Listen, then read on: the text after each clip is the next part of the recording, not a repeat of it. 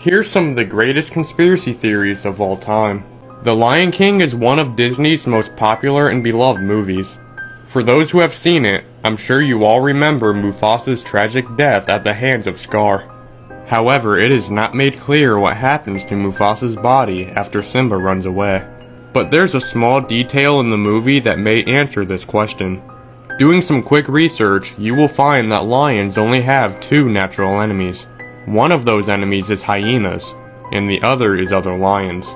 In one of the scenes where Zazu is locked up, you can see Scar playing with a skull. But if you look up what animal it belongs to, you will see that Scar is playing with a lion skull. Scar also lives in his cave with the rest of the hyenas, and it is said that they barely have any food. It is possible that Scar brought Mufasa's body back to his cave, and him and the hyenas ate him together. The RMS Titanic is known throughout history as the unsinkable ship that sank. But what if I told you that the Titanic actually never sank? The owner of the boat, JP Morgan, actually owned two boats, the Titanic and the Olympic.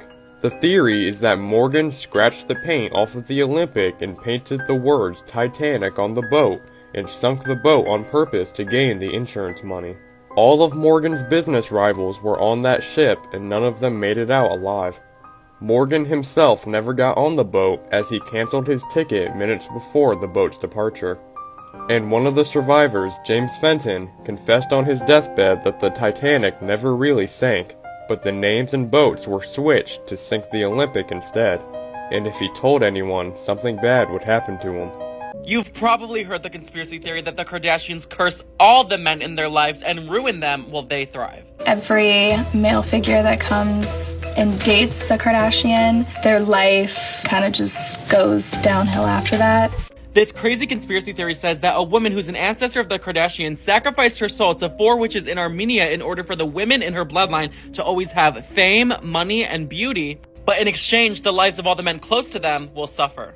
Examples of this include Rob Kardashian from being happy and offered modeling gigs to developing severe depression and never leaving his house. Scott Disick, who went from being a preppy successful businessman to developing severe alcoholism and depression in front of the whole world. Lamar Odom, who was at the top of his basketball game, then experienced severe addiction, overdose, died, and then was brought back to life. Reggie Bush, who went from winning Heisman trophies to shortly after dating Kim having to retire because he got injured and then started playing way worse, and had to give his Heisman trophy back because of a scandal he was in. Travis Scott having a #1 album in 2018, then becoming the most hated, disgraced artist of all time and not releasing an album since. Caitlyn Jenner, who ruined her relationship with Kris, Kim, Kourtney, and Khloe, and then got ostracized by her own community.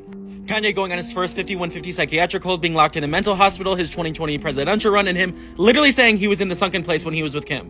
Pete Davidson now being in trauma therapy after the negative media attention from being with Kim. Some could even say Robert Kardashian himself for the infamy of OJ and what happened to him shortly after. I don't like about this narrative is that the blame is on us. Men need to take that responsibility. It's like almost like offensive. They're blaming women for men's problems because Kanye is doing pretty well.